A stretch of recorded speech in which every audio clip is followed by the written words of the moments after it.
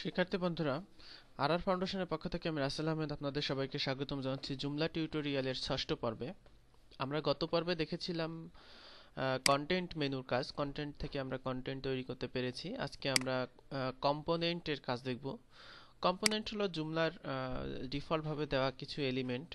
Element বলতে এখানে আপনি কিছু ফিচার পাবেন, যে ফিচারগুলো আপনি ব্যবহার করতে পারবেন। যেমন এইখানে আছে ব্যানার। ব্যানার অর্থ হচ্ছে আপনি আপনার সাইটে কিছু ডাইনামিক ব্যানার রাখতে পারেন। তো ব্যানার রাখার অর্থ হচ্ছে যে এইখানে একটা ব্যানার আছে। তো এছাড়াও আমরা মডুল হিসেবে আরও কিছু ব্যানার ব্যবহার করতে পারি। বিভিন্ন ব্যানার অ্যাড আছে, গুগল অ্যাডসেন্স আছে, এগুলো ব্যবহার করতে পারি। তো এইগুলো ব্যবহার আমরা যেগুলো গুগল অ্যাডসেন্স বাদে যেগুলো ব্যবহার করব অফলাইনে, সেগুলো আমাদের দেখা যাচ্ছে একটা ট্র্যাকিং আমাদের একটা করা প্রয়োজন হয়, যে কতটা ক্লিক পড়লো বা এখানে কতটা অ্যানালাইটিক্স যেগুলো আছে সেগুলো এখানে ডিফল্টভাবে দেওয়া থাকে। অর্থাৎ এখানে ব্যানারে গেলে আপনি এখান থেকে দেখতে পারবেন যে আপনার কোন ব্যানারটা কতটা ক্লিক হয়েছে, ইমপ্রেশন অর্থাৎ আপনার ব্যানারটা দেখা হয়েছে কতটুকু, সেগুলো আপনি এখানে খুব সহজেই জুমলার এই কম্পোনেন্টের সাহায্যে দেখতে পারবেন। তো এখানে দেখা যাচ্ছে যে আমাদের ব্যানার সব ওয়ান ডিফল্ট ডাটা ইনস্টল করার কারণে এখানে দেখবেন যে 3টা ব্যানার চলে এসেছে। এখান থেকে আপনি ইমেজ ব্যানার বা লিঙ্ক ব্যানার সেইগুলো এখানে দিয়ে দিতে পারবেন।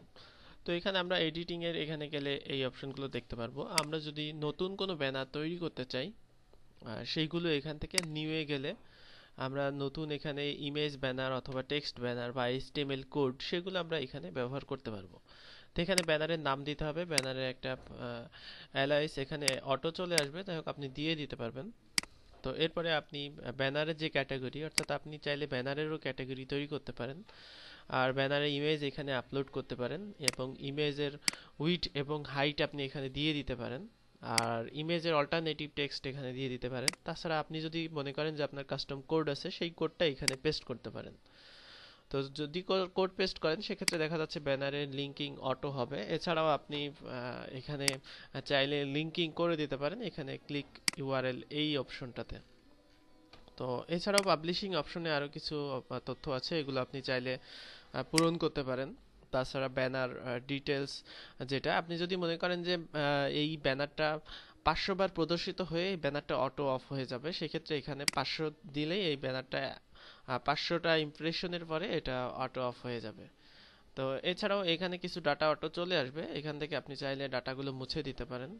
যখন ব্যানারে ইমপ্রেশন হবে তখন এইগুলো এইখানে এইগুলো চেঞ্জ হবে। তো এইভাবে আপনি ডাইনামিক ব্যানার ব্যবহার করতে পারেন আপনার জুমলা সাইটে। এখান থেকে আপনি ব্যানার, যে কোনো ব্যানার তৈরি করতে পারেন, মুছে ফেলতে পারেন, সম্পাদনা করতে পারেন। তো আশা করি বুঝতে পারছেন ব্যানারটা কি। তো এরপরে আমাদের আছে কন্টাক্টস, অর্থাৎ জুমলা সাইটে আমরা বিভিন্ন কন্টাক্টস ব্যবহার করতে পারি। এইখানে কন্টাক্টস বলতে একটা বোঝানো হচ্ছে যে ডিজিটাল ভি কার্ড, অর্থাৎ আপনার এখানে ভিজিটিং কার্ড জাতীয় একটা অপশন আছে। তো এইখানে আপনি অনেকগুলো কন্ট্যাক্ট ইনফরমেশন তৈরি করতে পারেন এবং এইগুলো আপনি চাইলে আপনার সাইটে এমবেড করতে পারেন, মডিউল হিসেবে এমবেড করতে পারেন, অথবা কন্ট্যাক্ট যেটা আছে সেইটার মধ্যে আপনি এমবেড করতে পারেন। এই জিনিসগুলো আপনি কন্ট্যাক্টসে গিয়ে খুব সহজেই এগুলো দিয়ে দিতে পারেন। এখান থেকে কন্ট্যাক্টস তৈরি করার অপশন হচ্ছে নিউ এ ক্লিক করলে আপনি একটা ফর্ম পাবেন। সেই ফর্ম থেকে আপনি আপনার কন্ট্যাক্টের যাবতীয় তথ্যগুলো দিয়ে, কন্ট্যাক্ট ডিটেলস এইগুলো আপনি দিয়ে এখানে আপনি দিতে পারেন এবং এইগুলো পরবর্তীতে কন্ট্যাক্ট ফর্মগুলো আপনি এমবেড করতে পারবেন আপনার সাইটে কন্ট্যাক্টে। তো এখান থেকে কন্ট্যাক্ট আমরা যেহেতু আমাদের ডিফল্ট ডাটা ইনস্টল করেছি, অর্থাৎ ডামি কন্টেন্ট, সেজন্য এখানে এই কন্টেন্টগুলো আছে। আপনি চাইলে নতুন করে তৈরি করতে পারবেন, মুছে ফেলতে পারবেন। তো আমরা ভবিষ্যতে দেখব যেগুলো কি করে ব্যবহার করতে হয়। তো এখানে কম্পোনেন্টের মধ্যে ইম্পর্টেন্ট ব্যাপারটা হচ্ছে জুমলা আপডেট, অর্থাৎ জুমলা আপডেট এখানে এটা নতুন মেনু জুমলা 3.0-তে। তো জুমলা আপডেট হচ্ছে ওয়ার্ডপ্রেসে যেমন আমরা ড্যাশবোর্ড থেকে আপডেট করতে পারি, জুমলাটাও ঠিক একইভাবে আপডেট করা যায়। তো আপনি চাইলে আপডেট প্যাকেজ ইউআরএল থেকে ডাউনলোড করে আপনি আপডেট করতে পারেন ম্যানুয়ালি, অথবা আপনি চাইলে এখানে রাইট ফাইলস ডাইরেক্টলি এখানে দিয়ে ইনস্টল দিস আপডেট ক্লিক করলে এটা আপডেট হবে এবং আপডেট হলে আপনার এখানে দেখাবে যে আপনার জুমলা ইনস্টলেড ভার্সন কত এবং এখানে লেটেস্ট জুমলা ভার্সনটা কত আছে। তো আপনি চাইলে এফটিপি মেথড ব্যবহার করেও আপডেট করতে পারেন। আপনার হোস্ট যদি রাইট ফাইলস ডাইরেক্টরি এটা কাজ না করে, সেক্ষেত্রে আপনি এফটিপি, এখানে এফটিপি ইনফরমেশনগুলো দিয়ে আপনি আপডেট করতে পারেন। তো তারপরে আছে মেসেজিং। জুমলা ইউজার যদি অনেক ইউজার থাকে, সেক্ষেত্রে আপনি এখান থেকে ম্যাস মেসেজিং করতে পারেন, অথবা আপনি যে কোনো অ্যাডমিনকে প্রাইভেট মেসেজ দিতে পারেন, বা যে কোনো ইউজারকে প্রাইভেট মেসেজ দিতে পারবেন। এছাড়াও আছে নিউজ ফিডস। নিউজ ফিডস এখানে আপনি চাইলে নিউজ ফিডস যেগুলো সেগুলো যুক্ত করতে পারেন, মুছে ফেলতে পারেন, বা এগুলো করতে পারেন। তো আমরা ব্যবহার দেখব এগুলো পরবর্তীতে। রিডাইরেক্ট ফিচার এখানে দেওয়া আছে কম্পোনেন্টস এর মধ্যে, অর্থাৎ আপনার যদি কোনো আর্টিকেল 404 এক্সপায়ার হয়ে যায় বা 404 অর্থাৎ নট ফাউন্ড হয়, সেক্ষেত্রে আপনি চাইলে এখানে রিডাইরেক্ট যুক্ত করতে পারেন।